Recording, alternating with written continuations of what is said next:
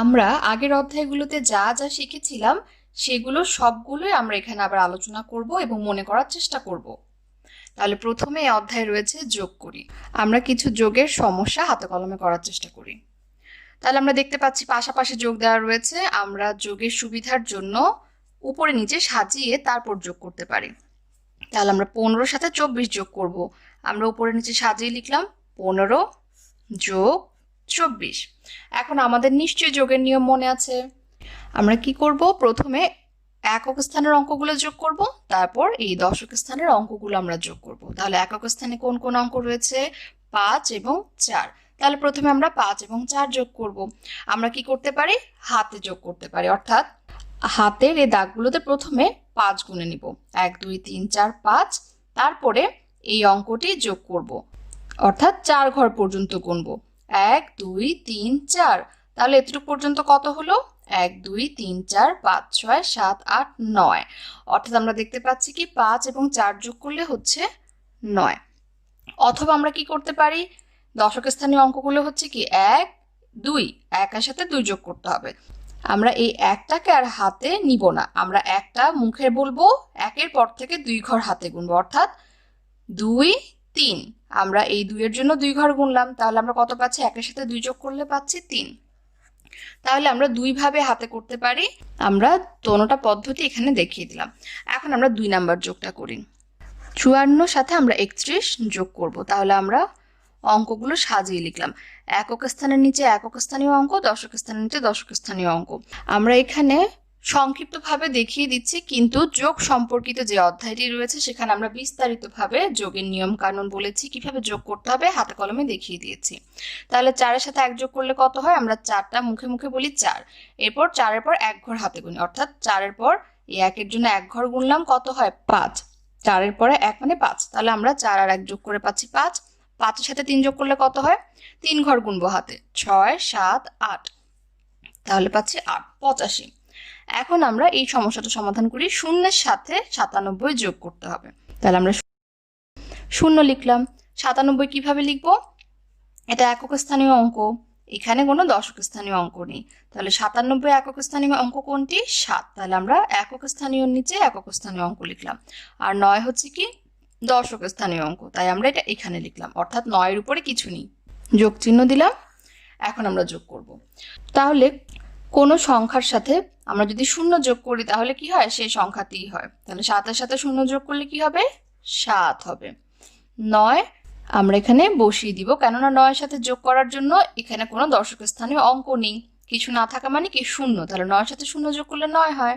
তাহলে আমরা দেখতে পাচ্ছি 0-এর সাথে যে সংখ্যাটাই আমরা যোগ করব যোগফল সেই সংখ্যাই হবে, অর্থাৎ 0-এর সাথে 97 যোগ করে আমরা 97 পাচ্ছি। 0-র সাথে আমরা এখন 0 যোগ করব। আমরা এভাবে না লিখলেও পারি, আমরা বুঝতেই পারছি 0-এর সাথে 0 যোগ করলে কি হয়? 0। এখন আমরা 45-এর সাথে 20 যোগ করব। তাহলে আমরা উপরে নিচে লিখে নিই 45 যোগ 20। তাহলে 5-এর সাথে 0 যোগ করলে কি হবে? 5। 4-এর সাথে 2 যোগ করলে কত হয়? 4-এর পর 2 ঘর গুনি, আমরা এই 2-এর জন্য 2 ঘর গুনবো। তাহলে 5 6। 4-এর সাথে 2 যোগ করলে হচ্ছে 6 মানে 65। এখন আমরা 30-এর সাথে 50 যোগ করি। 0-এর সাথে 0 যোগ করলে আমরা জানি 0 হয়, তাহলে আমরা 0 বসিয়ে দিলাম। 3-এর সাথে 5 যোগ করলে কত হয়? আমরা 3-এর পর থেকে 5 ঘর গুনি হাতে, 4 5 6 7 8। আমরা 5 ঘর গুনে পাচ্ছি 8। তাহলে যোগফল 80। এখন আমরা 17-এর সাথে 79 যোগ করব। 7 9 79। 7-এর সাথে 9 যোগ করতে হবে, তাহলে আমরা 7-এর পর থেকে 9 ঘর গুনতে পারি, অথবা হাতে প্রথমে 7 ঘর নিব তারপর 9 ঘর নিতে পারি। তাহলে আমরা 7-এর পর থেকে 9 ঘর গুনি, 8 9 10 11 12 13 14 15 16। তাহলে আমরা দেখতে পাচ্ছি কি 16 হচ্ছে। তাহলে এই 16-র একক স্থানীয় অঙ্ক আমরা এখানে লিখব, আর একটা কি করব? দশক স্থানীয় অঙ্কের সাথে যোগ করে দিব, অর্থাৎ 7 আর 9 যোগ করে আমরা 16 পেলাম। 16-র 6 আমরা এখানে লিখবো আর দশক স্থানীয় অঙ্কটা এখানে রাখবো, অর্থাৎ এই দশক স্থানীয় অঙ্ক আমরা দশক স্থানীয় অঙ্কগুলোর সাথে যোগ করব। তাহলে 1-এর সাথে 1 যোগ করলে হয় 2, 2-এর সাথে 7 যোগ করলে হয় 9। আমরা লিখে ফেলি 9। তাহলে আমাদের উত্তর হচ্ছে 96। এখন আমরা 48-এর সাথে 26 যোগ করব। তাহলে 8-এর পর থেকে 6 ঘর গুনে নিই হাতে, 9, 10, 11, 12, 13, 14। তাহলে আমরা 6 ঘর গুনে পাচ্ছি 14। আমরা 14-র 4 লিখবো, অর্থাৎ এই যে 14-র 4 লিখলাম আর 1 কি করবো, দশক স্থানীয় অঙ্কের সাথে আমরা যোগ করব। তাহলে 4 আর 1 যোগ করলে হয় 5, 5-এর সাথে 2 যোগ করলে হয় কত, 7। আমাদের যোগফল হচ্ছে 74। এখন আমরা কি করব, 24-এর সাথে 48 যোগ করব। তাহলে আমরা লিখে নিই 24, 48। তাহলে 8-এর সাথে 4 যোগ করতে হবে। আমরা বড় সংখ্যাটা মুখে রাখি 8, 8-এর পর 4 ঘর হাতে গুনে নিই, অর্থাৎ 9, 10, 11, 12। আমরা দেখতে পাচ্ছি 8 এবং 4 যোগ করে হচ্ছে 12। তাহলে আমরা 12-র 2, অর্থাৎ একক স্থানীয় অঙ্কটা এখানে লিখবো, দশক স্থানীয় অঙ্কটা আমরা দশক স্থানীয় ঘরে যোগ করব। তাহলে 2 আর 1 যোগ করলে 3, 3-এর সাথে 4 যোগ করলে হয় 7। তাহলে আমাদের যোগফল 72। এখন আমরা 57-র সাথে 29 যোগ করব। তাহলে 7 এবং 9 যোগ করলে কত হয়, আমরা হাতে গুনতে পারি। 9-এর পর থেকে 7 ঘর হাতে গুনি, 10, 11, 12, 13, 14, 15, 16। তাহলে আমরা দেখতে পাচ্ছি 16 হয়। 16-র 6 এখানে লিখবো, হাতের 1 এখানে লিখবো।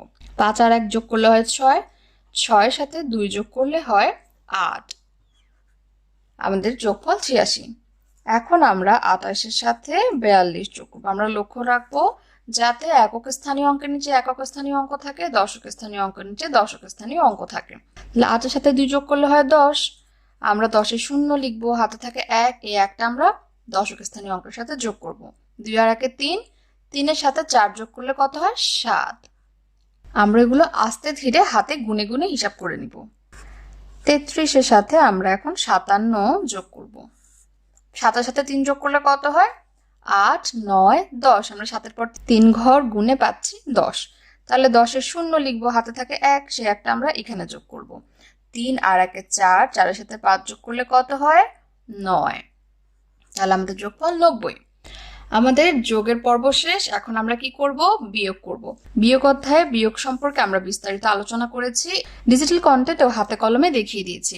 এখন আমরা আরেকবার মনে করার চেষ্টা করি। এখানে আমরা কি করব, বিয়োগটাকে আগে উপরে নিচে সাজিয়ে নিতে পারি। কিভাবে, প্রথমে আমরা 46 লিখলাম, 46-এর নিচে আমরা 12 লিখলাম এবং বিয়োগ চিহ্ন দিয়ে নিলাম। লেখার সময় লক্ষ্য রাখতে হবে 46-এর 6 হচ্ছে একক স্থানীয় অঙ্ক, এই 6-এর নিচে আমরা কি লিখলাম, 2, অর্থাৎ 12-র একক স্থানীয় অঙ্ক। আর দশক স্থানীয় অঙ্ক 4, 4-এর নিচে আমরা কি লিখলাম, এখানে দশক স্থানীয় অঙ্ক 1, অর্থাৎ একটার নিচে একটা আমরা লিখলাম যাতে আমাদের বিয়োগ করতে সুবিধা হয়। তাহলে বিয়োগের নিয়ম অনুযায়ী আমরা কি করব, প্রথমে একক স্থানীয় অঙ্কগুলো বিয়োগ করব, এরপর দশক স্থানীয় অঙ্কগুলো বিয়োগ করব। তাহলে 6 থেকে 2 বিয়োগ দিতে হবে। আমরা কি করতে পারি, হাতে প্রথমে এই 6-এর জন্য 6 ঘর গুনে নিতে পারি, অর্থাৎ 1, 2, 3, 4, 5, 6। এই যে 6 ঘর আমরা পেলাম, সেই 6 ঘর থেকে কি করব, 2 ঘর বিয়োগ করে দিব, অর্থাৎ এই ঘরটা বিয়োগ যাবে, এই ঘরটা বিয়োগ যাবে, 1 ঘর 2 ঘর বিয়োগ করে দিলাম। এখন থাকে শুধু এই ঘরগুলো। তাহলে এখানে কয়টা দাগ, 1, 2, 3, 4, অর্থাৎ 6 থেকে 2 গেলে থাকে 4। অথবা আমরা কি করতে পারি, যেই সংখ্যাটা আমরা বিয়োগ করব তারপর থেকে আমরা এই ঘর পর্যন্ত গুনবো, অর্থাৎ 2 এর পর থেকে আমরা 6 পর্যন্ত গুনতে পারি। 2 এর পর থেকে 6 পর্যন্ত গুনলে কত হয়, হাতে 3, 4, 5, 6। এই যে আমরা দেখতে পাচ্ছি 4 ঘরই হয়, তাহলে আমরা 2 ভাবে বিয়োগ করতে পারি হাতে। 4 থেকে 1 গেলে কত থাকে, আমরা 1-এর পর থেকে 4 পর্যন্ত গুনি, 2, 3, 4।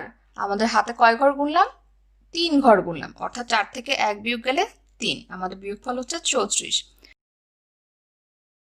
68 থেকে 26 বিয়োগ করবো, আমরা নিচে নিচে সাজিয়ে লিখলাম। আমরা চাইলে পাশাপাশিও করতে পারি। তাহলে 8 থেকে 6 বিয়োগ যাবে, আমরা 6-এর পর থেকে 8 পর্যন্ত গুনি, 7, 8। আমরা হাতে দেখতে পাচ্ছি 2 ঘর গুনেছি, তাহলে এখানে হবে 2। 6 থেকে 2 গেলে কত, আমরা 2-এর পর থেকে গুনি, 3, 4, 5, 6। তাহলে আমরা হাতে দেখতে পাচ্ছি 4 ঘর গুনেছি, অর্থাৎ এখানে হবে 4। আমাদের বিয়োগগুলো ঠিক হচ্ছে কিনা আমরা কিভাবে চেক করে নিতে পারি, আমরা এই যে শেষের সংখ্যার সাথে আমাদের বিয়োগফল যোগ করে এই সংখ্যাটা পাচ্ছি কিনা দেখতে হবে। যদি পেয়ে যায় তাহলে বুঝবো আমাদের বিয়োগফল ঠিক আছে। এখন আমরা 35 থেকে 15 বিয়োগ করব। 5 থেকে 5 গেলে হয় 0, অর্থাৎ আমার কাছে 5টি চকলেট রয়েছে, সেখান থেকে যদি আমি 5টি চকলেটই আরেকজনকে দিয়ে দিই তাহলে আমার কাছে কিছুই থাকবে না, সেটাকে আমরা লিখি 0। 3 থেকে 1 গেলে কত হয়, আমরা 1-এর পর থেকে গুনি, 2, 3। তাহলে আমরা হাতে দেখতে পাচ্ছি 2 ঘর, তাহলে 3 থেকে 1 গেলে 2। 58 বিয়োগ 50। 8 থেকে 0 গেলে থাকে 8, অর্থাৎ এখানে রয়েছে 8।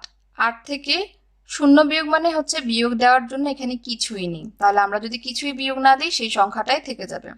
5 থেকে 5 গেলে কত? 0। সেই শূন্যটা আমরা এখানে লিখবো না, আমরা শুধু কি বলবো? বিয়োগফল 8। আমরা 28 থেকে 0 বিয়োগ দিই, তাহলে কোনো সংখ্যা থেকে আমরা যদি 0 বিয়োগ দিই, একটু আগে আমরা কি বলেছি সেই সংখ্যাটি হয়, তাহলে 8 থেকে 0 গেলে 8। 2 থেকে বিয়োগ দেওয়ার মতো এখানে কিছুই নেই, অর্থাৎ এইখানে দশক স্থানীয় অঙ্ক কিছু নেই মানে কি 0, তাহলে 2 থেকে 0 গেলে কি থাকে? 2, অর্থাৎ 28 থেকে 0 গেলে সেই সংখ্যাটি থাকে, অর্থাৎ বিয়োগফল 28। 0 থেকে 0 বিয়োগ গেলে কি থাকে? 0ই থাকবে। আমরা এখন 75 থেকে 29 বিয়োগ করব। তাহলে প্রথম আমরা একক স্থানীয় অঙ্কগুলো বিয়োগ করি। আমরা 5 থেকে 9 বিয়োগ করতে পারি না, কেননা 5 ছোট সংখ্যা, 9 হচ্ছে বড় সংখ্যা। তাহলে আমাদের কি করতে হবে? আমাদের দশক স্থানীয় অঙ্ক থেকে ধার করতে হবে। আমরা কিভাবে ধার করব? আমরা জানি দশক স্থানীয় অঙ্ক মানে কি, এখানে 10-এর দল কয়টি রয়েছে সেটা বোঝানো হয়, অর্থাৎ 7 হচ্ছে 10-এর দল 7টি রয়েছে। আমরা এখান থেকে একটি 10-এর দল এখানে ধার করতে পারি। ধার করলে এখানে কত হয়ে যাবে? আমরা এখানে যদি দেখাই এভাবে যে আমরা 7 থেকে একটি 10-এর দল এখানে ধার করলাম, তাহলে এখানে 10, 10-এর সাথে 5 যোগ করলে কত হচ্ছে? 15। আর এখানে কত হয়ে যাবে? একটা 10-এর দল এখানে নিয়ে যাওয়ার কারণে হয়ে যাবে 6। তাহলে আমরা এখন কি করব? এই যে এখানে পেলাম 15, 15 থেকে এখন আমরা 9 বিয়োগ করব। তাহলে আমরা হাতে গুণে করি, 9 পর থেকে 15 পর্যন্ত গুনবো। 10, 11, 12, 13, 14, 15, তাহলে আমরা কত পাচ্ছি? 6। তাহলে আমাদের এখানে হবে 6। আর এখানে 6 থেকে 2 বিয়োগ করলে কত হয়? আমরা 2 এর পর থেকে গুনি, 3, 4, 5, 6, আমরা 4 ঘর দেখতে পাচ্ছি, অর্থাৎ এখানে হবে 4। এখন আমরা 34 থেকে 15 বিয়োগ করব। এখানে আমরা দেখতে পাচ্ছি কি ছোট সংখ্যা, 4 হচ্ছে ছোট সংখ্যা, 5 হচ্ছে বড় সংখ্যা, আমরা ছোট সংখ্যা থেকে বিয়োগ করতে পারবো না, তাহলে আমরা দশক স্থানীয় অঙ্ক থেকে কি করব? ধার করব। তাহলে ধার করলে এখানে কত হয়ে যাবে? এখানে যদি আমরা 10 ধার করি আর এখানে রয়েছে 4, আমরা এখানে একটি 10-এর দল ধার করলাম আর এখানে রয়েছে 4, তাহলে এখানে কত হয়ে যায়? 14। তাহলে 14 থেকে আমরা এখন 5 বিয়োগ করব। তাহলে আমরা 5 পর থেকে গুনি, 6, 7, 8, 9, 10, 11, 12, 13, 14, তাহলে আমরা দেখতে পাচ্ছি আমরা হাতে 9 ঘর গুনেছি, তাহলে এখানে কি হবে? 9। আর এই যে দশক স্থানীয় অঙ্ক, এখানে 3 থেকে আমরা একটা 10-এর দল ধার করেছিলাম, তাহলে এখানে কি হয়ে যাবে? একটা 10-এর দল কমে যাবে, অর্থাৎ এখানে 2 হয়ে যায়। তাহলে 2 থেকে 1 গেলে কত থাকে? 1। এখন আমরা 52 থেকে 36 বিয়োগ করব। এখানে আমরা দেখতে পাচ্ছি ছোট সংখ্যা থেকে বড় সংখ্যা বিয়োগ করতে হবে, যেটা সম্ভব না, তাই আমরা কি করব? এখান থেকে একটি 10-এর দল ধার করে এখানে বানিয়ে নিব 12। এখন আমরা 12 থেকে 6 বিয়োগ করব, কত হয়? 7, 8, 9, 10, 11, 12, আমরা দেখতে পাচ্ছি 6 ঘর হয়, অর্থাৎ 12 থেকে 6 বিয়োগ গেলে হয় 6। ধার করার ফলে এখানে একটা 10-এর দল কমে গিয়ে 5 হয়ে যাবে। 5টা 10-এর দল ছিল, একটা 10-এর দল আমি এখানে নিয়ে নিলাম, তাহলে এখানে একটা 10-এর দল কমে গেল, অর্থাৎ এখানে হয়ে যায় 4। 4 থেকে 3 গেলে হয় 1, তাহলে আমাদের বিয়োগফল 16। 94 বিয়োগ 87, এখানেও একই অবস্থা, ছোট সংখ্যা থেকে বড় সংখ্যা বিয়োগ যায় না, তাই আমরা এখান থেকে ধার করলাম দশক স্থানীয় অঙ্ক, এখান থেকে আমরা একটা 10-এর দল ধার করলাম, হয়ে গেল 14। আর এখানে ধারের ফলে হয়ে যাবে 8। 14 থেকে 7 গেলে কত থাকে? 8, 9, 10, 11, 12, 13, 14, 7 থাকে, তাহলে লিখলাম 7। আর 8 থেকে 8 গেলে কি হয়? 0, কিন্তু আমরা প্রথমে 0 লিখি না, অর্থাৎ আমাদের বিয়োগফল হবে শুধু 7। এখন আমরা 40 থেকে 14 বিয়োগ করব। তাহলে 0 ছোট সংখ্যা, 4 বড় সংখ্যা, আমরা ছোট সংখ্যা থেকে বড় সংখ্যা বিয়োগ করতে পারছি না, তাহলে বাম পাশের ঘর থেকে অর্থাৎ দশক স্থানীয় অঙ্ক থেকে ধার করব।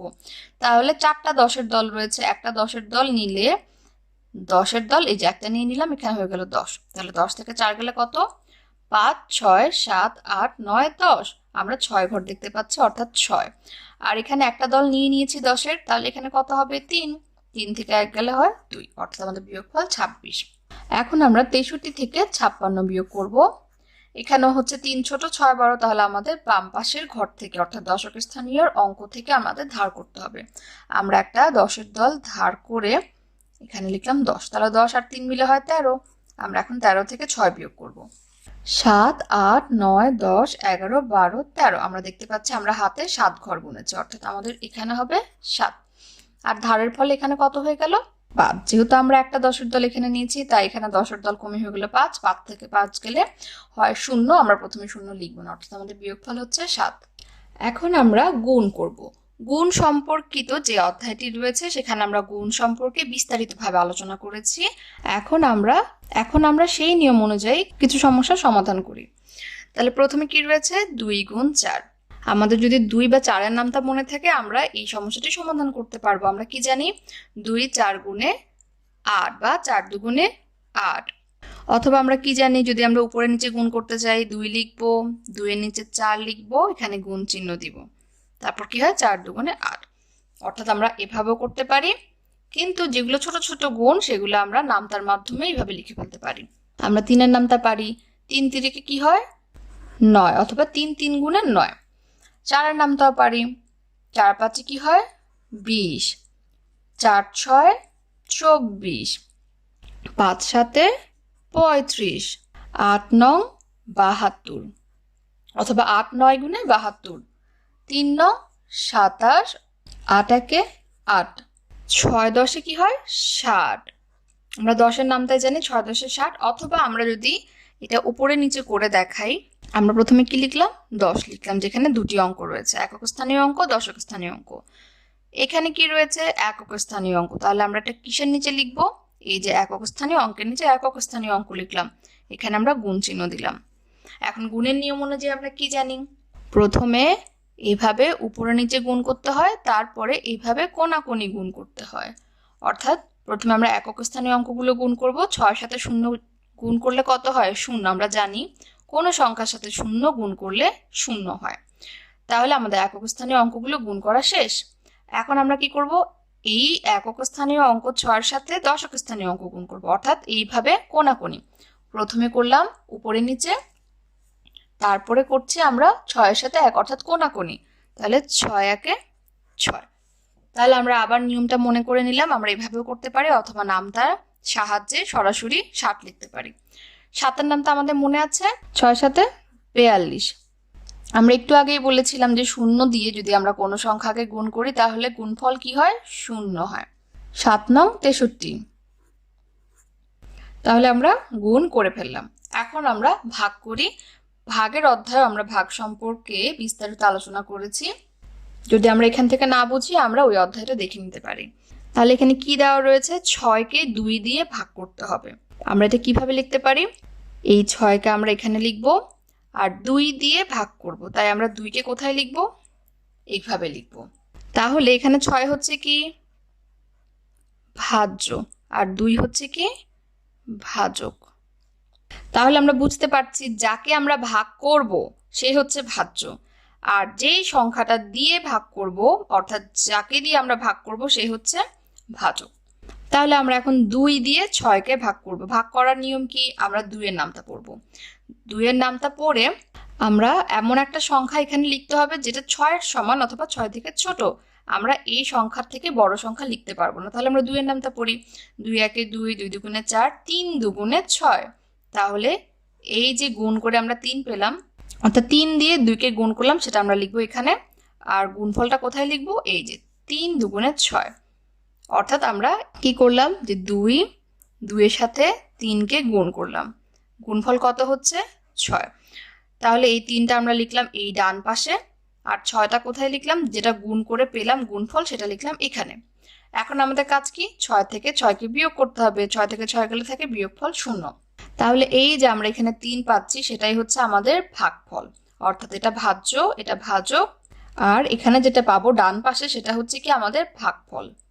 আর নিচে 0 মানে কি? ভাগশেষ 0, অর্থাৎ আমাদের হাতে আর কোনো সংখ্যা নেই, কোনো কিছু অবশিষ্ট নেই। এখন আমরা 2 নাম্বার সমস্যাটি করি। তাহলে 8 ভাগ 4 মানে আমরা 8কে ভাগ করব কি দিয়ে? 4 দিয়ে। তাহলে আমরা 8 মাঝখানে লিখব, যাকে ভাগ করব তাকে আমরা মাঝখানে লিখব, অর্থাৎ ভাজ্য মাঝে। বাম পাশে কি লিখব?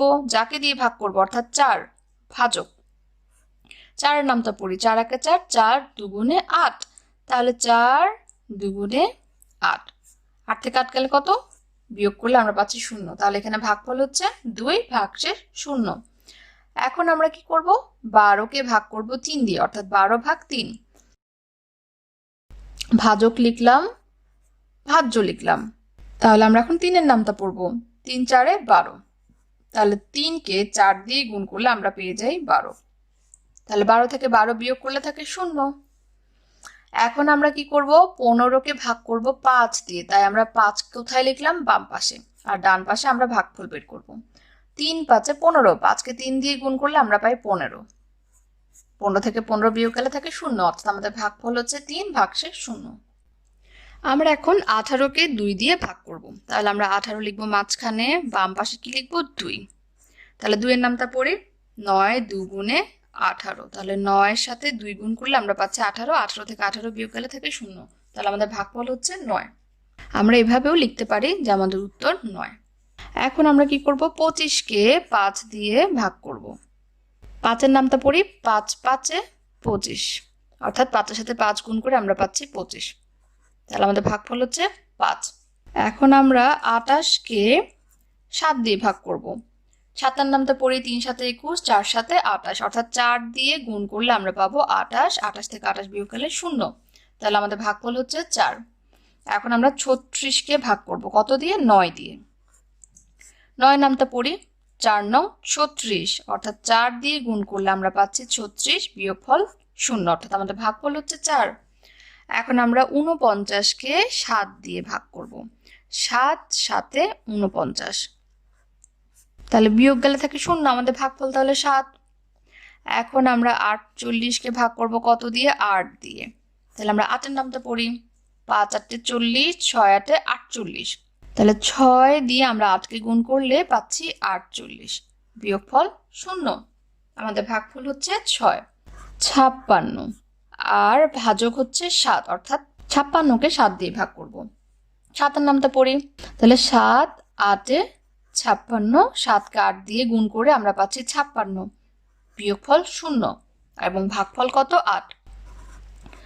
এখন আমরা 72কে 9 দিয়ে ভাগ করব। আমরা 9 লিখলাম, 9-এর নামটা পড়ি এখন, 8 9 72, অর্থাৎ 9কে যদি আমরা 8 দিয়ে গুণ করি কি পাবো, 72, বিয়োগ করলে বিয়োগফল 0, আমাদের ভাগফল হচ্ছে 8। তাহলে আমরা ভাগও শেষ করে ফেললাম। আমরা এখন কিছু কথার অঙ্ক করি। একটি বিদ্যালয়ের দ্বিতীয় শ্রেণীতে 34 জন ছাত্র ও 51 জন ছাত্রী আছে। ছাত্রছাত্রীদের মধ্যে কাদের সংখ্যা বেশি এবং কত বেশি? তাহলে আমরা একটু সমস্যাটি বুঝে নিই। বলছে কি, দ্বিতীয় শ্রেণীতে ছাত্রের সংখ্যা 34 জন এবং ছাত্রীর সংখ্যা 51 জন। এই ছাত্রছাত্রীর মধ্যে কাদের সংখ্যা বেশি, মানে ছাত্রের সংখ্যা বেশি নাকি ছাত্রীর সংখ্যা বেশি? আমরা সংখ্যাটি দেখলেই বুঝে যাব, ছাত্র হচ্ছে 34, ছাত্রী 51। আমরা দেখতে পাচ্ছি 51 সংখ্যাটি হচ্ছে বড়, অর্থাৎ ছাত্রীর সংখ্যা বেশি।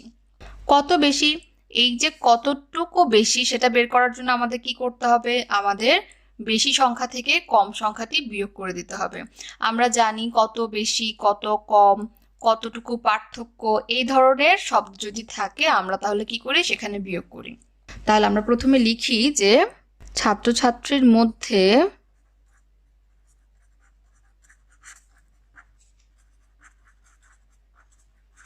ছাত্রীর সংখ্যা বেশি।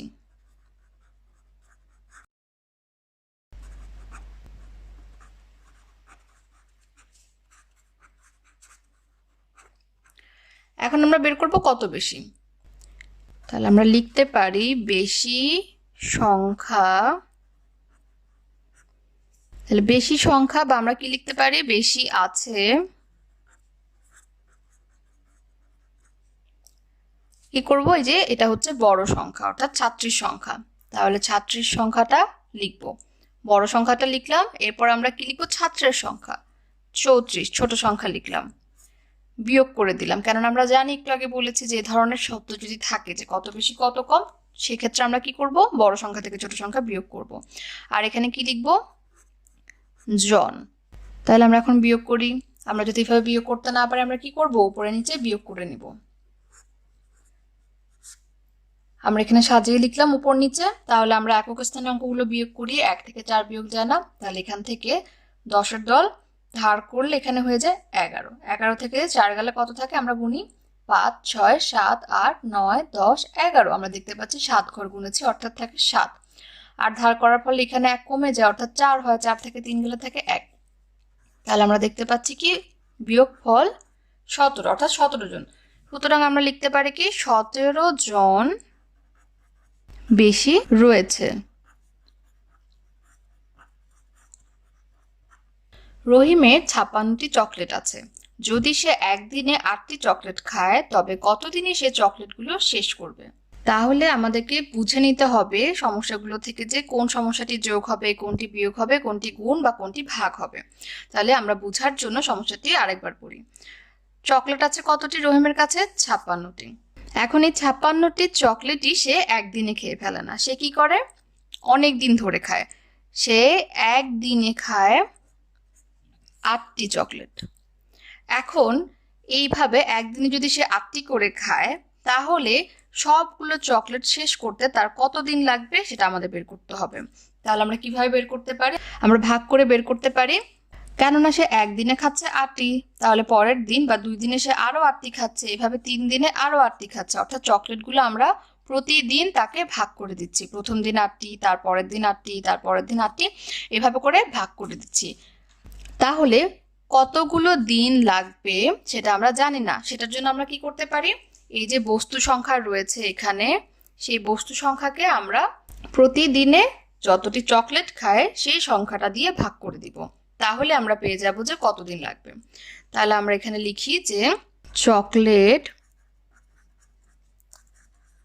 শেষ করবে, বস্তু সংখ্যা কত ছিল? মানে চকলেটের সংখ্যা হচ্ছে 56। তাহলে আমরা 56 লিখবো। 56কে আমরা কত দিয়ে ভাগ করব? যে একদিনে কতটি খায় এই সংখ্যা দিয়ে, অর্থাৎ 8টি চকলেট দিয়ে। আমরা এখানে লিখবো কি দিনে। তাহলে আমরা এখন 56কে 8 দিয়ে ভাগ করি। আমরা এখানে আলাদা করে করতে পারি। এখানে লিখবো 8, এখানে লিখবো 56। তাহলে আমরা 8-এর নামটা পড়ি। 5 8 40, 6 8 48, 7 8 56, অর্থাৎ 7 দিয়ে গুণ করলে আমরা পাচ্ছি 56, বিয়োগ করলে থাকে 0। তাহলে আমাদের ভাগফল কত? 7। অর্থাৎ তার 7 দিন লাগবে। সে যদি প্রতিদিন 8টা করে খায়, এভাবে করে তার কয়দিন লাগবে? সে 7 দিনে গিয়ে সবগুলো চকলেট শেষ করতে পারবে। তাহলে আমরা কি লিখব? 7 দিনে শেষ করবে। তাহলে আমাদের সমস্যা থেকে বুঝে নিতে হবে যে আমরা সমস্যাটি কিভাবে সমাধান করব। সুমন 48 টাকার একটি বই ও 36 টাকার রঙিন কলম কিনলো। সে কত টাকা খরচ করলো? তাহলে এখানে বইয়ের দাম দেওয়া রয়েছে 48 টাকা এবং একটি কলমের দাম দেওয়া রয়েছে 36 টাকা।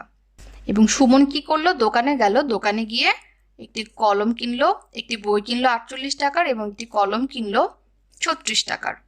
এখন জানতে চাওয়া হয়েছে সে মোট কত টাকা খরচ করলো। তাহলে কত টাকা খরচ হয়েছে এটা আমাদের বের করতে হবে। তাহলে আমরা কি করতে পারি? আমরা এই যে বইয়ের দাম রয়েছে এবং কলমের দাম রয়েছে সেই দামগুলো যদি আমরা যোগ করে দিই তাহলে আমরা বুঝতে পারবো তার কত টাকা খরচ হয়েছে। তাহলে সুমন দোকানে গেল, দোকানে গিয়ে কি করলো? 48 টাকা দিল, সাথে কলমের জন্য 36 টাকা দিল। আমরা এখন এই দুটি সংখ্যা যোগ করে দিব। তাহলে আমরা লিখতে পারি কি সুমন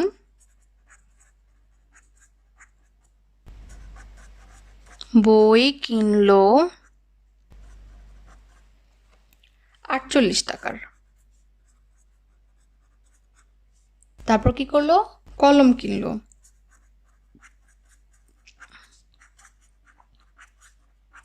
কত টাকার? 36 টাকার। আমরা নিচে নিচে লিখব।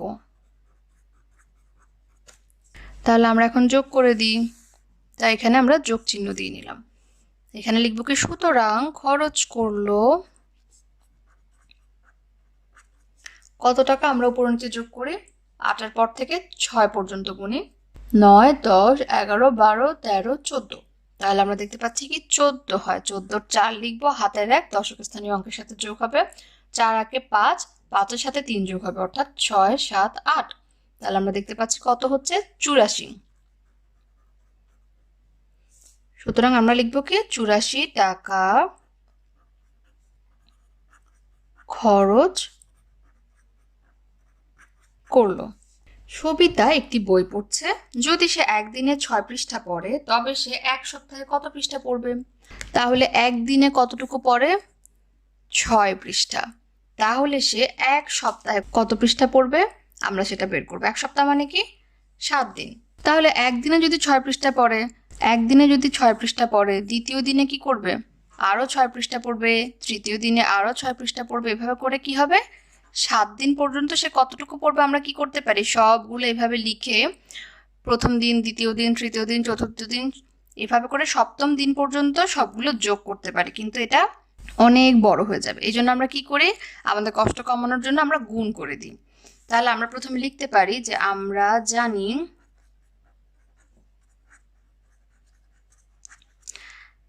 এক সপ্তাহ সমান 7 দিন। তাহলে সবিতা এক দিনে পড়ে কত পৃষ্ঠা 6 পৃষ্ঠা, মানে বইয়ের 6টা পৃষ্ঠা সে পড়তে পারে। সুতরাং এই যে 7 দিন, 7 দিনে কত পৃষ্ঠা পড়বে আমরা গুণ করব, যেহেতু সে বেশি পৃষ্ঠা পড়বে 7 দিনে। তাহলে 6 গুণ এই যে 7 দিন, এই 7 গুণ করব। তাহলে কি হয় আমরা গুণ করি 6 এর নামতা বা 7 এর নামতা পড়লে আমরা পেয়ে যাব 6 7 42। তাহলে আমরা পেলাম কি 7 দিনে সে 42 পৃষ্ঠা পড়ে। এখন যদি আমরা এখানে 4 দিনে 6, পঞ্চম দিনে আরো 6 পৃষ্ঠা, ষষ্ঠ দিনে আরো 6 পৃষ্ঠা এভাবে করে লিখতাম এবং সবগুলো যোগ করতাম, তাহলে কি হতো সবগুলো যোগ করলে আমরা পেতাম 42। তাই আমরা কি করলাম সবগুলো যোগ না করে এখানে 6 কয়টি রয়েছে 1 2 3 4 5 6 7টি 6 রয়েছে, অর্থাৎ 6 এর দল আছে 7টি। তাই আমরা 6 এর সাথে 6 এর যে দল 7টি দল সেটা গুণ করে দিলাম। এই কাজটি আমরা এখানে করেছি, অর্থাৎ 6 7 42। সুতরাং আমরা লিখব কি 7 দিনে 42 পৃষ্ঠা শেষ করতে পারবে বা করবে। একজন শিক্ষকের 45টি সাদা কাগজ আছে। যদি তিনি কাগজগুলো সমানভাবে 9 জন শিক্ষার্থীকে দেন তবে প্রত্যেক শিক্ষার্থী কয়টি করে কাগজ পাবে? তাহলে সমস্যায় কি বলা হচ্ছে শিক্ষকের কাছে সাদা কাগজ কতটি রয়েছে 45টি। এই 45টি কাগজ শিক্ষক কি করেছে 9 জন শিক্ষার্থীকে সমানভাবে ভাগ করে দিয়েছে, যাতে করে 9 জন শিক্ষার্থী সমান সংখ্যক কাগজ পায়। এখন জানতে চাওয়া হচ্ছে যে প্রত্যেক শিক্ষার্থী অর্থাৎ একজন শিক্ষার্থী, এই 9 জনের মধ্যে প্রত্যেক শিক্ষার্থী অর্থাৎ একজন কয়টি করে কাগজ পাবে। তাহলে এই ধরনের সমস্যাগুলো আমরা কিভাবে করেছি আমরা জানি 45টি সাদা কাগজ মানে কি কাগজের সংখ্যা বা বস্তু সংখ্যা, আর 9 জন শিক্ষার্থীকে ভাগ করে দেন মানে কি শিক্ষার্থীর দল কত, শিক্ষার্থীর দল হচ্ছে 9 এবং প্রতি দলে কয়টি করে কাগজ পাবে মানে কি প্রতি দলে কয়টি বস্তু বা কাগজ থাকবে। আমরা ভাগের সমস্যাগুলো এভাবে করেছিলাম। এক্ষেত্রে আমরা কি করব এই যে বস্তু সংখ্যা বা কাগজের সংখ্যা রয়েছে তাকে আমরা কি দিয়ে ভাগ করব, এখানে যে দল সংখ্যা রয়েছে শিক্ষার্থীর দল সংখ্যা 9 সেটা দিয়ে ভাগ করে দিব। তাহলে আমরা পেয়ে যাব যে একজন শিক্ষার্থী অর্থাৎ প্রতি দলে কয়টি কাগজ থাকবে। তাহলে সুতরাং আমরা লিখতে পারি কি প্রত্যেকে কাগজ পায় বা একজন শিক্ষার্থী কাগজ পায় কত কাগজের সংখ্যা 45 ভাগ যতজন শিক্ষার্থী রয়েছে অর্থাৎ শিক্ষার্থীর দল 9, লিখব টি। তাহলে আমরা ভাগ করি, এখন আমরা রাফে ভাগ করে নিব। 9 নামটা পড়বো 5 9 45 অর্থাৎ 9 এর সাথে 5 গুণ করলে হচ্ছে 45, বিয়োগফল 0। তাহলে আমাদের ভাগফল কি 5। তাহলে আমরা দেখতে পাচ্ছি কি একজনে 5টি করে কাগজ পায়, সুতরাং আমরা লিখব প্রত্যেকে 5টি করে কাগজ পায়। তাহলে এই ধরনের সমস্যা থাকলে আমরা কি করব এই নিয়মে ভাগ করে দিব। একটি ঝুড়িতে 10টি আম আছে, যদি 6টি ঝুড়ি থাকে তবে মোট কতগুলো আম হবে। তাহলে বলা হচ্ছে কি এই যে একটি ঝুড়িতে কয়টি আম থাকে 10টি আম, 6টি ঝুড়ি আছে তার মানে কি 6টি ঝুড়িতেও এরকম আম রয়েছে। তাহলে আমাদের এখন বের করতে হবে যে 6টি ঝুড়িতে মোট কতগুলো আম রয়েছে। অর্থাৎ আমরা যদি দেখাই যে একটি ঝুড়িতে 10টি আম, তাহলে 2টি ঝুড়িতেও এরকম আরো 10টি আম থাকবে, 3টিতেও আরো 10টি আম থাকবে, এভাবে করে 4টি, 5টি, 6টি, সবগুলোতে কি হবে 10টি 10টি করে আম থাকবে। তাহলে 6টি ঝুড়িতে কত হবে? আমরা দেখতে পাচ্ছি কি এখানে 10-এর দল কয়টি রয়েছে? এই যে 10-এর দল রয়েছে 6টি, 1 2 3 4 5 6। তাহলে এই 10-এর দলের সাথে আমরা 6 গুণ করে দিব, অর্থাৎ এই যে ঝুড়ির সংখ্যা যতটি 10-এর দলও ততটি, যেহেতু প্রতিটি ঝুড়ি দিয়ে 10টি করে আম, গুণ করে দিলে আমরা পেয়ে যাব কি মোট কতগুলো আম। তাহলে আমরা লিখতে পারি কি একটি ঝুড়িতে আম আছে 10টি, যে একটি ঝুড়িতে আম আছে 10টি। সুতরাং 6টি ঝুড়িতে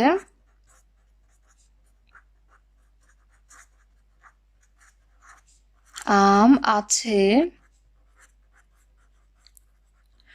10 গুণ এই যে ঝুড়ির সংখ্যা আমরা গুণ করে দিব এতটি। আমরা জানি কি 10 এর নামটা পারি 6 10-এ কি হয় 7টি। সুতরাং মোট কতগুলো আম হবে? মোট আম হবে 7টি।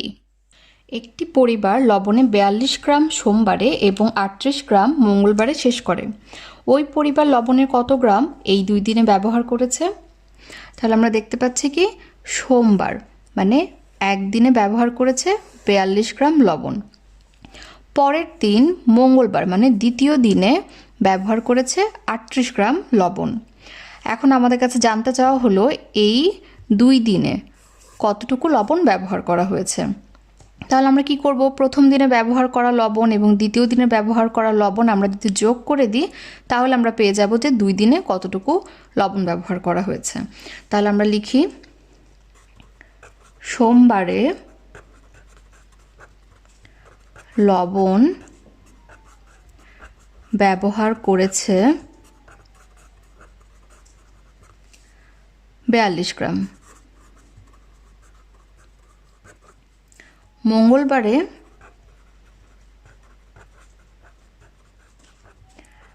লবণ ব্যবহার করেছে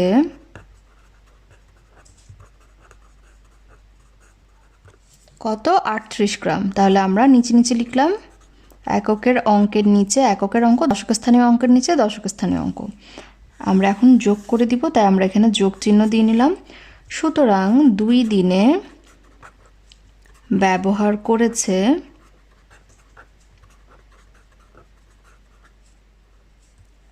আমরা যোগ করি, তাহলে 8-এর সাথে 2 যোগ করলে হয় 10। তাহলে আমরা 10-এর 0 লিখব আর 1 এখানে যোগ করব। 4 আর 1 যোগ করলে হয় 5, 5-এর সাথে 3 যোগ করলে হয় 8।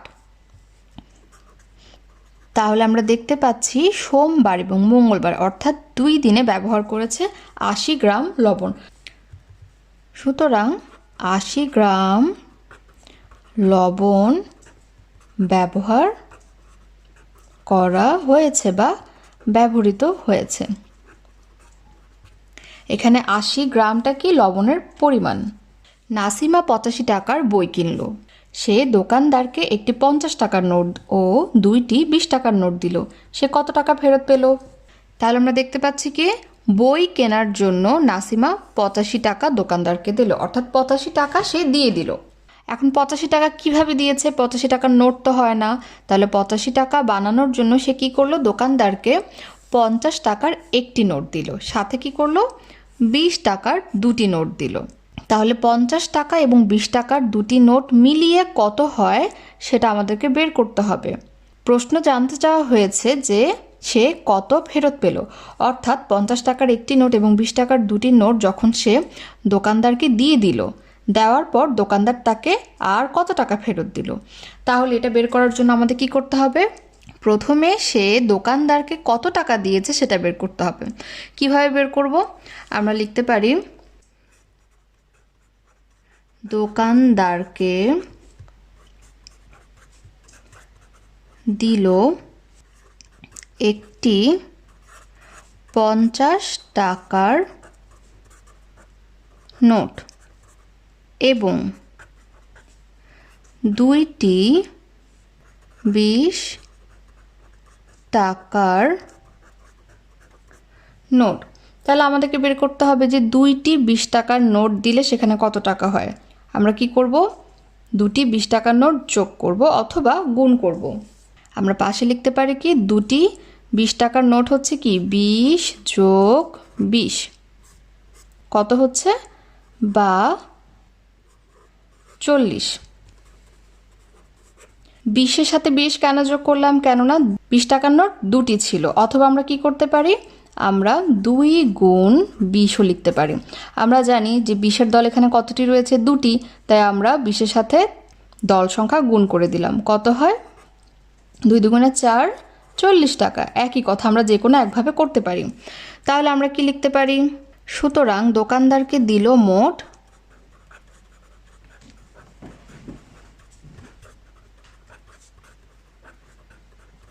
50 টাকার একটি নোট ছিল, তাহলে 50 যোগ 2টি 20 টাকার নোট ছিল, কত হয়েছিল, 2টি 20 টাকার নোট মিলে 40 টাকা, তাই আমরা 50 টাকার সাথে 40 টাকা যোগ করে দিলাম।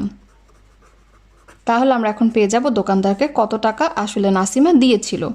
তাহলে 50-এর সাথে 40 যোগ করলে কত, 0 0 যোগ করলে হয় 0, 5-এর সাথে 4 যোগ করলে হয় 9।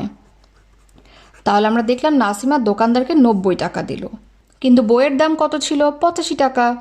তাহলে দোকানদার তাকে কত ফেরত দিবে, নাসিমা যত টাকা দোকানদারকে দিয়েছিল সেই টাকা থেকে বইয়ের যে দাম তত বাদ দিলে আমরা পেয়ে যাব যে কত ফেরত দিয়েছিল। সুতরাং আমরা লিখি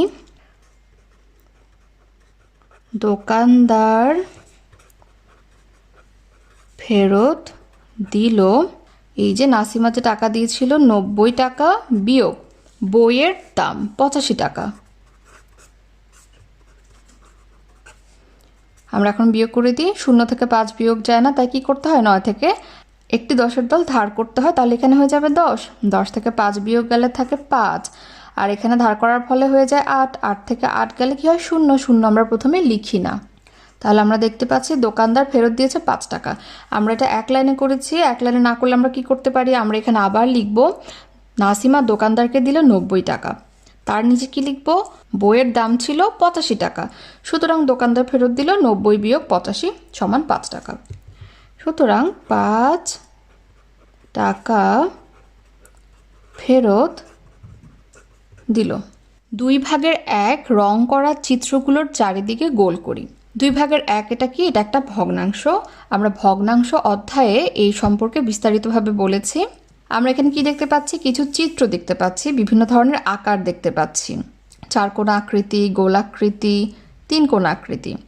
এখন এই যে চিত্রগুলো, সেই চিত্রগুলোকে কয়েকটি ভাগে ভাগ করা হয়েছে এবং কিছু ভাগ রং করা হয়েছে। এখন আমাদেরকে বলছে যে 2/1 অংশ, এই অংশটুকু যে রং করা হয়েছে সেটা আমরা চিত্র থেকে এখন বের করব। তাহলে প্রথমে এই চিত্রতে আসি, আমরা একটা 4 কোণা আকৃতি বা চতুর্ভুজ দেখতে পাচ্ছি। এই চতুর্ভুজটিকে 2টি ভাগে ভাগ করা হয়েছে। আমরা দেখতে পাচ্ছি যে মাঝখানে একটি দাগ টানা রয়েছে, এই দাগের মাধ্যমে চতুর্ভুজটিকে এই যে একটা ভাগ এবং এখানে আরেকটি ভাগ, অর্থাৎ 2টি ভাগে ভাগ করা হয়েছে। তাহলে আমরা এই ভাগটাকে কি বলবো, এই ভাগটাকে বলবো 2/1, এই ভাগটাকে বলবো 2/1। আমরা কি জানি, এই ভগ্নাংশের নিচে যে 2 লেখা সেটা মানে কি, যতটা ভাগে আমরা ভাগ করেছি, অর্থাৎ একটা ভাগ 2টা ভাগ, আর উপরের 1 মানে কি, এই ভাগকৃত অংশ থেকে যতটা ভাগ আমরা নিয়েছি। তাহলে চতুর্ভুজে এই 2টা ভাগ থেকে এই রং করা অংশ একটা ভাগ আমরা নিলাম, তাহলে আমরা এই ভাগটাকে কি বলবো, 2/1। তাহলে এই চিত্রে আমরা 2/1 বের করে ফেলেছি, অর্থাৎ আমরা এই রং করা অংশটিতে গোল দাগ দিলাম। এখন আমরা বৃত্ত অথবা গোলাকৃতিতে চলে আসি। আমরা দেখতে পাচ্ছি এই চিত্রটিকে যদি আমরা 2 ভাগে ভাগ করি তাহলে সেটা কেমন হতো, এই যে এই মাঝ বরাবর আমরা একটা দাগ টানতাম, দাগ টানলে এখানে একটা ভাগ হতো, এখানে 2টা ভাগ হতো। কিন্তু আমরা দেখতে পাচ্ছি কি রং করা অংশ এই 2/1 ভাগের চাইতে বেশি, অর্থাৎ শুধু যদি এতটুকু রং করা থাকতো আমরা বলতাম যে এই 2টা ভাগের মধ্যে একটা ভাগ রং করা, তাহলে এটাকে আমরা বলতাম 2/1 অংশ রং করা। কিন্তু এখন আমরা দেখতে পাচ্ছি কি এই যে বাড়তি অংশটুকু রং করা রয়েছে, তাহলে আমরা বুঝতে পারছি এখানে 2/1 অংশ থেকে বেশি অংশ রং করা। তাহলে আমরা এখানে গোল দাগ দিতে পারছি না। এই চিত্রে চলে আসি। এখানে আমরা কি দেখতে পাচ্ছি? সাদা অংশের পরিমাণ বেশি, রং করা অংশের পরিমাণ কম। তার মানে এই চিত্রটাকে সমান দুই ভাগে ভাগ করা হয়নি। সমান দুই ভাগে ভাগ করলে কি হতো? আমরা এই যে মাঝ বরাবর ভাগ করতাম, তখন এখানে একটা ভাগ হতো, এখানে আরেকটি ভাগ হতো। তখন আমরা বলতাম এই যে একটা ভাগ, এই যে একটা ভাগ, অর্থাৎ দুই ভাগ। তাহলে আমরা এই ভাগটাকে বলতে পারতাম দুইটা ভাগের মধ্যে একটা ভাগ, এবং এই ভাগটাকে বলতে পারতাম দুইটা ভাগের মধ্যে একটা ভাগ। তাহলে আমরা দেখতে পাচ্ছি এখানেও দুই ভাগের এক অংশ রং করা নেই, তাহলে আমরা এখানেও গোল দাগ দিতে পারছি না। এখন আমরা ত্রিভুজটিতে চলে আসি। আমরা দেখতে পাচ্ছি কি ত্রিভুজটিকে মাঝ বরাবর একটি দাগ টেনে সমান দুই ভাগে ভাগ করা হয়েছে, অর্থাৎ এখানে একটা ভাগ পাচ্ছি, এখানে আরেকটি ভাগ পাচ্ছি, দুটি ভাগ। তাহলে এই ভাগটাকে আমরা কি বলবো? দুটা ভাগের মধ্যে একটা ভাগ, তাহলে দুই ভাগের এক। আর এই ভাগটাকে কি বলবো? দুইটা ভাগ করেছি তাই নিচে দুই, একটা ভাগ নিয়ে কথা বলছি তাই এক। তাহলে আমরা দেখতে পাচ্ছি কি দুই ভাগের এক অংশ রং করা রয়েছে। তাহলে আমরা এটা কি করব? গোল দাগ করে দিতে পারবো। আমরা গোল দাগ করে দিলাম। এখন আমরা এই চিত্রে চলে আসি।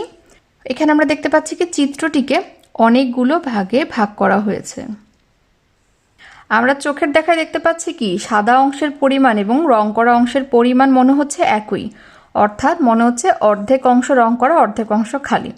এরপর আমরা বোঝার জন্য কি করি? চিত্রটিকে যদি আমরা মাঝ বরাবর অংশে ভাগ করি, অর্থাৎ এইরকম একটা দাগ দিয়ে যদি ভাগ করি, আমরা দেখতে পাচ্ছি কি এখানে এই পুরো অংশটাকে আমরা বলতে পারবো এক ভাগ, এই পুরো অংশটাকে আমরা বলতে পারবো আরেকটা ভাগ, দুই ভাগ।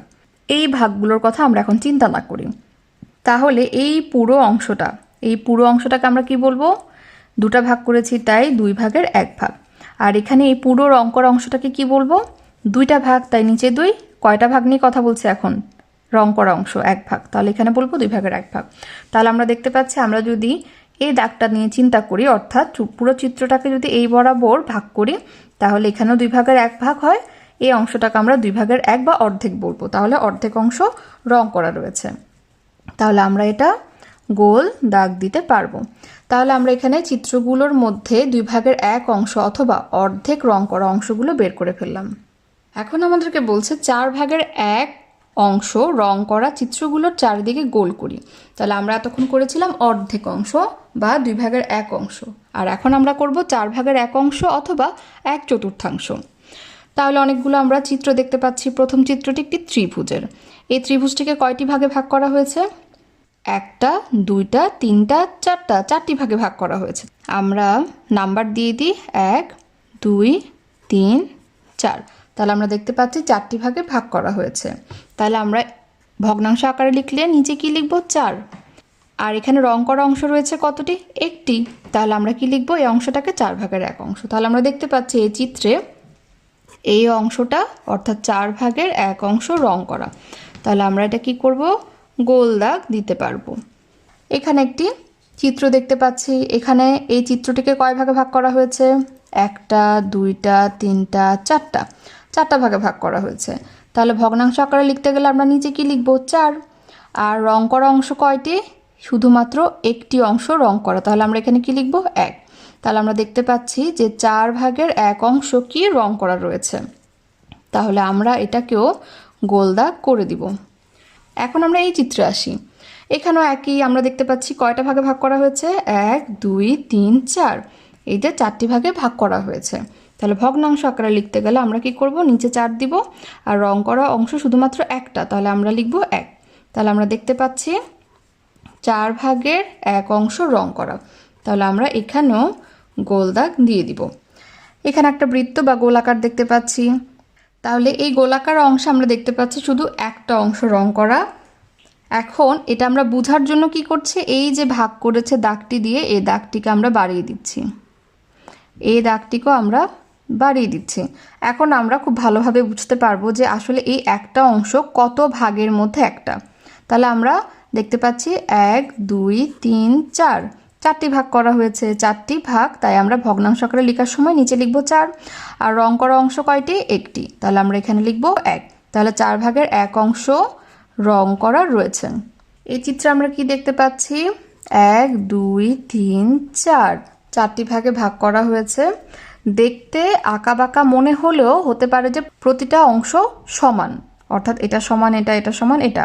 তাহলে সমান ভাগে আমরা বলতে পারি কি 4টা অংশ ভাগ করা হয়েছে। তাহলে আমরা কি বলবো, প্রতিটা ভাগকে 4টা ভাগে ভাগ করা, তাই 4 লিখলাম।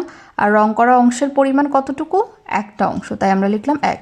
তাহলে আমরা দেখতে পাচ্ছি কি 4 ভাগের 1 অংশ রং করা। তাহলে আমরাও এটাকে বলতে পারি যে 4 ভাগের 1 অংশ রং করা রয়েছে, আমরা গোল দাগ করে দিলাম। একজন কারিগর 3 দিন আগে একটি আলমারি তৈরি করতে শুরু করে। আলমারি তৈরি করতে তাদের 5 দিন লাগে। যদি আজ সোমবার হয় তবে কোন দিন আলমারি তৈরি শেষ হবে? তাহলে আমরা দেখতে পাচ্ছি কি একটা আলমারি তৈরির কথা বলা হচ্ছে এবং সেই আলমারিটি তৈরি করতে কারিগরদের 5 দিন লাগে। আজকে হচ্ছে সোমবার। বলা হচ্ছে যে 3 দিন আগে যদি আলমারি তৈরির কাজ শুরু করে তবে তাদের আলমারিটি তৈরি করা শেষ করতে কতদিন লাগবে? তাহলে এই সমস্যাটা সমাধান করার জন্য আমরা কি করি, আমরা সপ্তাহে 7 দিনের নাম একটু লিখে ফেলি, তাহলে আমাদের বুঝতে সুবিধা হবে। তাহলে আমরা সপ্তাহে 7 দিনের নাম লিখে ফেললাম, শুক্রবার, শনিবার, রবিবার, সোমবার, মঙ্গলবার, বুধবার, বৃহস্পতিবার। এখন বলছে কি আজ হচ্ছে সোমবার, এটা হচ্ছে আজকের দিন। এই আজকের দিন থেকে আমরা 3 দিন আগে হিসাব করব। তাহলে সোমবারের আগে 3 দিন কিভাবে হবে? এই যে রবি, শনি, শুক্র, অর্থাৎ 1 দিন, 2 দিন, 3 দিন। সোমবারের আগের দিন হচ্ছে রবিবার, তার 2 দিন আগে হয় শনিবার, আর তার 3 দিন আগে হয় শুক্রবার। তাহলে আমরা এভাবে বুঝতে পারছি কি শুক্রবার দিন অর্থাৎ 3 দিন আগে, অর্থাৎ শুক্রবার দিন আলমারি তৈরি করা শুরু করে। এখন 5 দিন লাগবে। তাহলে যেদিন আলমারি বানানো শুরু করেছিল সেদিন থেকে, অর্থাৎ শুক্রবার থেকে আমরা এখন 5 দিন গুনব। তাহলে শুক্রবার দিন 1 দিন, শনিবার দিন 2 দিন, 3 দিন, 4 দিন, 5 দিন। তাহলে আমরা দেখতে পাচ্ছি কি মঙ্গলবার 5 দিন হয়। তাহলে শুক্রবার দিন বানানো শুরু করলে 5 দিন পর, অর্থাৎ মঙ্গলবার দিন তারা কি করবে, আলমারি তৈরি করা শেষ করবে। তাহলে আমরা কি লিখতে পারি, দেওয়া আছে আজ সোমবার, তাহলে সোমবারের 3 দিন আগে হয়, 3 দিন আগে হয় কত, আমরা 3 দিন আগে গিয়ে দেখেছি শুক্রবার হয়, শুক্রবার। সুতরাং তাদের যদি 5 দিন লাগে আলমারি তৈরি শেষ করতে, কী বার হবে, মঙ্গলবার। তাহলে লিখব কি সুতরাং 5 দিন পর হয় মঙ্গলবার, মানে শুক্রবারের 5 দিন পর হয় মঙ্গলবার। সুতরাং আমরা কি লিখব, আলমারি তৈরি শেষ হবে মঙ্গলবার, মঙ্গলবার আলমারি তৈরি শেষ হবে। মিনা সাধারণত রাত 10টায় বিছানা যায় এবং সকাল 6টায় ওঠে। সে কত ঘন্টা ঘুমায়? তাহলে এই সমস্যাটা সমাধান করার জন্য আমরা 2টা ঘড়ি এঁকে নিয়েছি। তাতে সেই সময়টা আমরা নির্দেশ করব যখন মিনা বিছানায় যায়। কখন যায়? রাত 10টায়। আর একটা থেকে নির্দেশ করব সকাল 6টা, যখন সে ঘুম থেকে উঠে। তাহলে আমাদের হিসাব করতে সুবিধা হবে। তাহলে আমরা এখানে কি করব, রাত 10টা নির্দেশ করব। আমরা জানি কিভাবে নির্দেশ করা যায়, আমরা ঘন্টার কাঁটাটা 10-এর দিকে দিলাম যেটা ছোট, আর বড় কাঁটাটা আমরা 12-র দিকে দিলাম, অর্থাৎ মিনিটের কাঁটাটা আমরা 12তে দিলাম। তাহলে নির্দেশ করছে কি 10টা। এখন আমরা এখানে ঘন্টার কাঁটা দিই 6-এর দিকে আর মিনিটের কাঁটা দিব কোথায়, 12তে। তাহলে হচ্ছে কি সকাল 6টা। তাহলে আমরা যদি খেয়াল করি যে 10 থেকে 6 পর্যন্ত, 10 থেকে 6 পর্যন্ত কয় ঘন্টা হয়? 10 থেকে 11 1 ঘন্টা, 11 থেকে 12 2 ঘন্টা, 12 থেকে 1 3 ঘন্টা, 1 থেকে 2 4 ঘন্টা হয়, 2 থেকে 3 5 ঘন্টা, এভাবে করে 6 7 এবং 5 থেকে 6টার দিকে যখন যাবে তখন হবে 8 ঘন্টা। আমরা জানি এই যে প্রতিটি সংখ্যা কি নির্দেশ করে, ঘন্টা নির্দেশ করে। 10টা থেকে 11টা যখন ঘড়ির কাঁটা ঘোরে তখন কি বুঝি আমরা, 1 ঘন্টা হলো। এইভাবে করে করে 1 ঘন্টা 2 ঘন্টা 3 ঘন্টা 4 ঘন্টা 5 ঘন্টা 6 ঘন্টা 7 ঘন্টা করে যখন ঘড়ির কাঁটা 6 চলে আসে তখন 8 ঘন্টা হয়ে যায়। তাহলে আমরা কি বলতে পারবো, রাত 10টা থেকে সকাল 6টা পর্যন্ত সে 8 ঘন্টা ঘুমায়। তাহলে আমরা কি লিখব, সুতরাং মিনা 8 ঘন্টা ঘুমায়। তাহলে আমরা ঘড়ি আঁকার মাধ্যমে সমস্যাটা সমাধান করতে পারলাম। একদিন রবিন 9টা থেকে 6 ঘন্টা তার পরিবারের কৃষিকাজে সাহায্য করে। কোন সময় সে কাজ শেষ করে? তাহলে বলা হচ্ছে কি রবিন কৃষিকাজে সাহায্য করে পরিবারকে। কয়টা থেকে কাজ শুরু করে সে? 9টা থেকে সে কাজ শুরু করে, কিন্তু কয়টায় সে কাজ শেষ করে সেটা বলা হয়নি। বলা হয়েছে যে সে কত ঘন্টা ধরে কাজ করছে। সে কত ঘন্টা ধরে কাজ করছে? 6 ঘন্টা ধরে। তাহলে আমরা এখান থেকেই সমস্যা সমাধান করতে পারবো। আমরা তার আগে সময়টা নির্দেশ করি, ঘড়িতে 9টা নির্দেশ করি। তাহলে আমরা ঘন্টার কাঁটা 9 দিব, মিনিটের কাঁটা 12তে দিব, হয়ে গেল 9টা। এখন এই যে 9টা বাজছে, সেই 9টার পর থেকে আমরা 6 ঘন্টা হিসাব করব, যেহেতু সে 6 ঘন্টা ধরে কাজ করেছে। 9টার পর 10টাতে গেলে কি হয়? 1 ঘন্টা। এভাবে 2 ঘন্টা, 3 ঘন্টা, 4 ঘন্টা, 5 ঘন্টা, 6 ঘন্টা। তাহলে আমরা দেখতে পাচ্ছি কি 6 ঘন্টা পরে কয়টা বাজে? 3টা বাজে। তাহলে সে কোন সময় কাজ শেষ করেছিল? দুপুর 3টায় কাজ শেষ করেছিল, অথবা সে 3টায় কাজ শেষ করেছিল। তাহলে আমরা এটা কীভাবে বের করতে পারি? আমরা 9-এর সাথে যে সময়টা প্রথমে দেওয়া ছিল, যে সময় সে কাজ শুরু করেছিল, সেই সময়টার সাথে আমরা যদি কত ঘন্টা কাজ করেছে সেটা যোগ করে দিই, তাহলে আমরা পেয়ে যাব যে সে কোন সময় কাজ শেষ করেছে। সুতরাং আমরা লিখতে পারি কি 6 ঘন্টা পর হয় 9 যোগ 6টা। তাহলে কত হয়? 9 সাথে 6 যোগ করলে হয় 15। তাহলে 12টার পর আমরা কি বলি? 1কে 13টা, 2কে 14টা, 3কে 15টাও বলে থাকি। তাহলে আমরা এভাবে করতে পারি, অথবা আমরা কি করব? এই ঘড়ি থেকে 9-এর পর 6 যোগ করে দেখতে পাচ্ছি 3 হয়। তাহলে আমরা লিখব কি 6 ঘন্টা পর হয় 3টা। তাহলে সুতরাং রবিন 3টায় কাজ শেষ করবে। তাহলে আমরা এভাবেও করতে পারি, এভাবেও করতে পারি। আমরা এখন কিছু খালি জায়গা পূরণ করব। প্রথমে কি দেওয়া রয়েছে? 66 সেকেন্ড সমান কত মিনিট ও কত সেকেন্ড হয়। অর্থাৎ আমরা 66 সেকেন্ডকে মিনিটে এবং সেকেন্ডে নিয়ে যাব। এটার জন্য আমাদেরকে কি জানতে হবে? 60 সেকেন্ডে 1 মিনিট হয়। কেননা আমরা সেকেন্ড থেকে মিনিট নিব, তাই আমরা কি ব্যবহার করব? যে আমরা জানি 60 সেকেন্ড সমান 1 মিনিট। এটার মাধ্যমে আমরা সেকেন্ড থেকে মিনিটে নিতে পারবো। তাহলে 66 সেকেন্ডে কত হবে? আমরা এটার জন্য কি করব? এই যে 66 সেকেন্ড থেকে 60 সেকেন্ড নিয়ে আমরা 1 মিনিট বানিয়ে ফেললাম। তাহলে 66 থেকে 60 যদি আমরা বাদ দিয়ে দিই, কতটুকু থাকে আমরা দেখি। 66 থেকে আমরা যদি 60 বাদ দিই, কত হয়? এখানে থাকে শুধু 6। আর 60 কেন আমরা বাদ দিলাম? আমরা বলেছি যে আমরা মিনিটে নিয়ে যাব, তাই 60 সেকেন্ডে 1 মিনিট হয়। এই 60 সেকেন্ড আমরা 66 সেকেন্ড থেকে বাদ দিয়ে দিব। তাহলে কত থাকে? আর 6 সেকেন্ড থাকে। এই 6 সেকেন্ড আমরা কোথায় লিখব? এইখানে। আর এখানে কি লিখব? 1 মিনিট। কেননা আমরা 66 সেকেন্ড থেকে 60 সেকেন্ডকে 1 মিনিট বানিয়ে ফেলেছি, তাই আমরা এখানে লিখব 66 সেকেন্ড সমান 1 মিনিট ও 6। ঠিক একইভাবে আমরা 111 মিনিটকেও ঘন্টা ও মিনিটে নিয়ে যাব। এটার জন্য আমাদের কি জানতে হবে? যে কত মিনিটে 1 ঘন্টা হয়। আমরা কি জানি? 60 মিনিটে 1 ঘন্টা হয়। তাহলে আমরা লিখি 60 মিনিট সমান 1 ঘন্টা। তাহলে 111 মিনিট থেকে আমরা 60 মিনিট তো নিয়েছি, সেটা নিয়ে আমরা 1 ঘন্টা বানিয়ে ফেলেছি। তাহলে আমরা এখানে 1 ঘন্টা লিখে ফেলি। তাহলে 111 থেকে 60 বাদ দিয়ে দিতে হবে। আমরা 111 লিখলাম, সেখান থেকে এই 60 মিনিট যেটাকে আমরা 1 ঘন্টা বানিয়ে ফেলেছি সেটা বাদ দিয়ে দিব। তাহলে 1 থেকে 0 গেলে 1 থাকে, এখানে 1 থেকে 6 যায় না, আমরা ধার করলাম 1 থেকে, তাহলে এখানে কত হয়? 11। 11 থেকে 6 গেলে কত? 5। আর এখানে ধার করার ফলে 0 হয়ে যায়, তাই আমরা এখানে 0 লিখবো না। তাহলে আমাদের কত মিনিট বাকি থাকে? 51 মিনিট। অর্থাৎ 111 মিনিট থেকে আমরা 60 মিনিট বাদ দিয়ে দিলে পাচ্ছি আর 51 মিনিট। সেটা আমরা এইখানে লিখবো 51 মিনিট। আর 60 মিনিটকে তো আমরা 1 ঘন্টা বানিয়ে ফেলেছি। তাহলে 111 মিনিটকে 1 ঘন্টা 51 মিনিটে পরিবর্তন করা যায়। 30 ঘন্টা সমান কত দিন ও কত ঘন্টা। তাহলে এটার জন্য আমাদের কি জানতে হবে? যে কত ঘন্টায় 1 দিন হয়। আমরা কি জানি? আমরা জানি যে 24 ঘন্টা নিয়ে 1 দিন হয়। তাহলে আমরা এই 30 ঘন্টা থেকে 24 ঘন্টা বাদ দিয়ে দিব।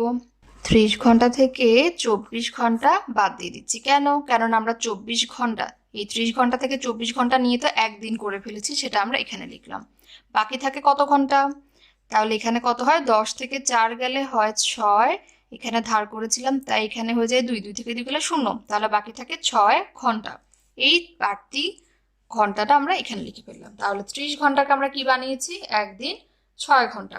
তাহলে এই ধরনের সমস্যাগুলো সমাধান করার জন্য আমাদেরকে জানতে হবে এই বিষয়গুলো, যে 60 সেকেন্ডে কত মিনিট, 60 মিনিটে কত ঘন্টা, 24 ঘন্টায় কতদিন। এগুলো যদি আমাদের মনে থাকে তাহলে আমরা যে কোনো ধরনের সমস্যা সমাধান করতে পারবো। এখানে বলা হচ্ছে একজন লোক একটি সূর্যমুখীর চারা গাছ লাগান। প্রথম দিন সূর্যমুখীর উচ্চতা ছিল 18 সেন্টিমিটার, কিন্তু 3 সপ্তাহে এর উচ্চতা হয় 25 সেন্টিমিটার। 3 সপ্তাহে এটি কত সেন্টিমিটার বৃদ্ধি পায়? তাহলে আমরা দেখতে পাচ্ছি কি একজন লোক একটি সূর্যমুখীর চারা গাছ লাগিয়েছে। প্রথম দিন সেই চারা গাছটির উচ্চতা কত ছিল? প্রথম দিন ছিল 18 সেন্টিমিটার। আমরা জানি উচ্চতা বা দৈর্ঘ্য মাপার জন্য আমরা সেন্টিমিটার এককটি ব্যবহার করি। প্রথম দিন চারা গাছটি লাগানোর পর 3 সপ্তাহ পরে কি দেখলো? গাছটির উচ্চতা হয়ে গেছে 85 সেন্টিমিটার। এখন আমাদের কাছে জানতে চাওয়া হচ্ছে যে 3 সপ্তাহে এটি কত সেন্টিমিটার বৃদ্ধি পেয়েছে। অর্থাৎ প্রথম দিন ছিল 18 সেন্টিমিটার, 3 সপ্তাহ পর হয়ে গেল 85 সেন্টিমিটার। তার উচ্চতা বেড়ে সে 85 সেন্টিমিটার হয়ে গিয়েছে, কিন্তু কতটুকু বেড়েছে সেটা আমরা জানি না, সেটাই আমরা এখন বের করব। তাহলে আমরা কি লিখতে পারি? প্রথম দিনের উচ্চতা বা প্রথম দিন উচ্চতা ছিল কত? 18 সেন্টিমিটার। সেন্টিমিটার বা আমরা সেমিও লিখতে পারি। 3 সপ্তাহ পর উচ্চতা হলো কত? 85 সেন্টিমিটার। আমরা নিচে নিচে সাজিয়ে লিখব। সুতরাং আমরা কি করব? এখন বিয়োগ করব। আমরা লিখতে পারি বৃদ্ধি পেয়েছে কত? আমরা বড় সংখ্যাটা থেকে ছোট সংখ্যাটা বিয়োগ করে দিব। তাহলে 85 সেন্টিমিটার থেকে 18 সেন্টিমিটার আমরা বিয়োগ করে দিব। এখানে কি লিখবো? সেন্টিমিটার। তাহলে আমরা এখন বিয়োগ করি 85 থেকে 18। তাহলে আমরা এখানে ধার করতে হবে 8 থেকে, এখানে হয়ে যায় 15। ধার করলে 15 থেকে 8 গেলে কত থাকে? 7। আর এখানে ধার করার ফলে হয়ে যায় 7। 7 থেকে 1 গেলে থাকে 6। তাহলে আমরা দেখতে পাচ্ছি বিয়োগ করার পর বিয়োগফল হচ্ছে 67। আমরা সংক্ষেপে কি লিখতে পারি? সেমি। তাহলে আমরা দেখতে পাচ্ছি কি 3 সপ্তাহ পর যে উচ্চতা হয়েছিল সেই উচ্চতা থেকে আমরা যদি একদম প্রথমের উচ্চতাটা বিয়োগ করে দিই, আমরা পেয়ে যাব যে 3 সপ্তাহে সে কতটুকু বৃদ্ধি পেয়েছে। সুতরাং 67 সেন্টিমিটার বৃদ্ধি পেয়েছে। আমাদেরকে বলছে যে নিচের চিত্রে কোনগুলো ত্রিভুজ আর কোনগুলো চতুর্ভুজ। আমাদের নিশ্চয়ই ত্রিভুজ এবং চতুর্ভুজের সংজ্ঞা মনে আছে। আমরা জানি ত্রিভুজ কি? 3টি বাহু দ্বারা সীমাবদ্ধ ক্ষেত্রটা হচ্ছে ত্রিভুজ। আর চতুর্ভুজ কোনটা? এরকম 4টি বাহু দ্বারা সীমাবদ্ধ ক্ষেত্রকে আমরা বলি চতুর্ভুজ। এখন ত্রিভুজ অনেক আকৃতির হতে পারে, চতুর্ভুজও অনেক আকৃতির হতে পারে। আমাদের খেয়াল রাখতে হবে যে সেখানে 3টি বাহু আছে কিনা এবং 3টি বাহু পরস্পর আবদ্ধ রয়েছে কিনা, অর্থাৎ সংযুক্ত আছে কিনা। আর চতুর্ভুজের বেলায় খেয়াল রাখতে হবে যে 4টি বাহু আছে কিনা এবং তারা পরস্পর এইভাবে সংযুক্ত আছে কিনা। তাহলে প্রথম চিত্রে আমরা কি দেখতে পাচ্ছি? কয়টি বাহু? 1 2 3 4 5 6। অর্থাৎ এই যে বাহুগুলো, এখানে কয়টি বাহু রয়েছে আমরা গুণে দেখলাম, এভাবে 6টি বাহু রয়েছে। তাহলে আমরা জানি 6টি বাহু থাকলে সেটা কি হবে? চতুর্ভুজ হবে না, সেটা বহুভুজ হয়ে যাবে। আমরা বড় ক্লাসে গেলে সেগুলো সম্পর্কে জানবো, কিন্তু এটাকে আমরা এখন চতুর্ভুজ বলতে পারছি না। এখন এই চিত্রে চলে আসে, আমরা এখানে কয়টি বাহু দেখতে পাচ্ছি? একটা বাহু, দুইটা বাহু, তিনটা বাহু, চারটা বাহু। তাহলে দেখতে অনেকটা ত্রিভুজের মতো লাগলেও এখানে রয়েছে 4টা বাহু এবং সবগুলো কি একটা একটার সাথে সংযুক্ত রয়েছে, অর্থাৎ আবদ্ধ একটি ক্ষেত্র রয়েছে। তাহলে আমরা এটাকে কি বলবো? চতুর্ভুজ বলবো। এখানে চিত্রটাকে কি বলবো? একটা বাহু রয়েছে এবং এখানে দুটা বাহু রয়েছে। এটাকে আমরা কি বলবো? এটা কি বাহুর মতো লাগছে? এটা একটা কি বক্র রেখা। বাহু হতে হলে আমাদের কি লাগবে? আমাদের সরল রেখা লাগবে, অর্থাৎ এরকম সরল রেখা লাগবে। তাহলে এখানে যেহেতু সরল রেখা নেই, আমরা এটাকেও বলতে পারছি না যে ত্রিভুজ বা চতুর্ভুজ। এখন আমরা এই চিত্রে আসি। এখানে আমরা দেখতে পাচ্ছি কি একটা বাহু, এখানে একটা বাহু এবং এখানে একটি বাহু রয়েছে, অর্থাৎ 3টি বাহু রয়েছে এবং সবগুলো একটা একটার সাথে লাগানো বা সংযুক্ত রয়েছে, অর্থাৎ একটি আবদ্ধ ক্ষেত্র রয়েছে। তাহলে আমরা এটাকে কি বলবো? যেহেতু 3টি বাহু দ্বারা আবদ্ধ ক্ষেত্র, তাহলে এটা হচ্ছে একটা ত্রিভুজ। এই চিত্রে আমরা কি দেখতে পাচ্ছি? একটা, দুইটা, তিনটা, চারটা, পাঁচটা, ছয়টা বাহু রয়েছে। তাহলে আমরা এটাকে ত্রিভুজ বা চতুর্ভুজ কিছুই বলতে পারছি না। এই চিত্রে আমরা দেখতে পাচ্ছি একটা বাহু, দুইটা বাহু এবং এখানে তিনটি বাহু রয়েছে এবং সবগুলো একটা একটার সাথে লাগানো, অর্থাৎ একটি আবদ্ধ ক্ষেত্র রয়েছে। তাহলে এটাও হচ্ছে কি একটি ত্রিভুজ। এখানে চিত্রে আমরা কি দেখতে পাচ্ছি? একটি বাহু, দুটি বাহু, তিনটি বাহু, চারটি বাহু ঠিকই আছে, কিন্তু এই জায়গাটা কি রয়েছে? ফাঁকা। অর্থাৎ এই বাহুটা এবং এই বাহুটা একসাথে লাগানো নেই, অর্থাৎ কোনো আবদ্ধ বা বদ্ধ ক্ষেত্র নেই। তাহলে আমরা এটাকে কি বলবো না? আমরা চতুর্ভুজ বলতে পারবো না। এখানে কি দেখতে পাচ্ছি? একটা বাহু, দুইটা বাহু, তিনটা বাহু, চারটা বাহু এবং পরস্পর সংযুক্ত রয়েছে, তাই এটাকে আমরা কি বলবো? চতুর্ভুজ। তাহলে আমরা কয়টা চতুর্ভুজ পাচ্ছি?